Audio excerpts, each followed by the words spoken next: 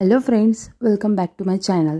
तर आज मी घेऊन आली आहे हाय प्रोटीन असलेला राजगिऱ्याचा शिरा। राजगिऱ्याचा शिरा बनवायसाठी मी अगोदर एका कढईमध्ये 3-4 चम्मच तूप घालून घेणार।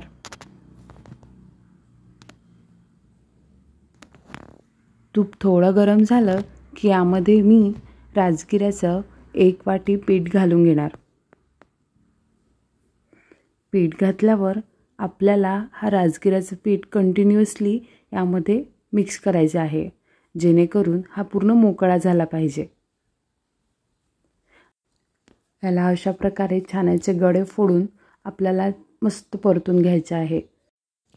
राजगिरा खायला अतिशय आरोग्यदायी आहे आणि जर आपण हे छोट्या बाळांना दिलं तर त्यांच्यासाठी सुद्धा खूप उपयोगाचं आहे।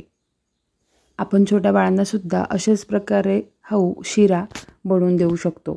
आणि असंच नाही की हा उपवासालाच खायला पाहिजे, आपण एरवी सुद्धा कधीही आपलं मन झालं किंवा बाळाला जर काही द्यायचं असलं तर हा शिरा फटाफट आपण बनवून त्यांना देऊ शकतो, जेणेकरून त्यांच्यामध्ये खूप प्रोटीन्स, विटॅमिन्स, मिनरल्स आणि फायबर जातं।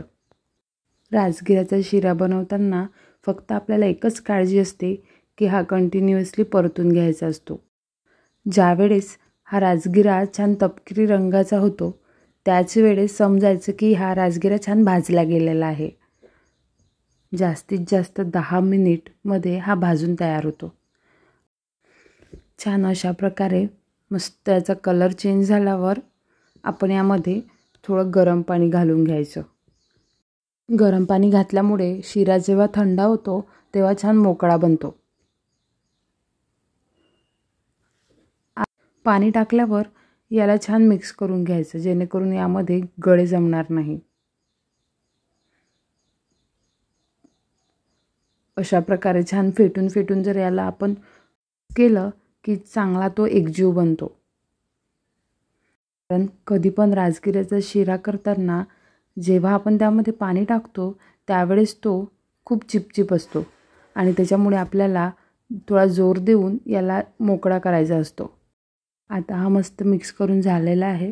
आता मी यामध्ये 2 ते 3 चम्मच साखर घालून घेते आणि सोबतच थोडी विलायची सुद्धा घालून घेते आणि मस्त मिक्स करून जोपर्यंत ही साखर विरघळत नाही तोपर्यंत याला कमी फ्लेमवर शिजू देणार।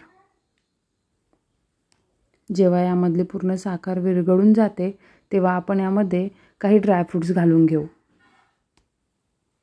आणि ड्रायफ्रूट्स सुद्धा छान मिक्स करून झाल्यावर 2 ते 3 मिनिट पुन्हा आपण थोडं शिजू देऊ, जेणेकरून त्याचं तूप हे बाहेर येईल। जेव्हा शिरा तूप सोडतो तेव्हा समजायचं की हा शिरा छान भाजला गेलेला आहे। यामध्ये आपण थोडं किंचितसं असं मीठ घालायचं, खूप जास्त पण नको, कारण हे स्वीट असल्यामुळे यामध्ये आपल्याला फक्त चिमटभर मीठ घालायचं आणि त्यानंतर मिक्स करून घ्यायचं।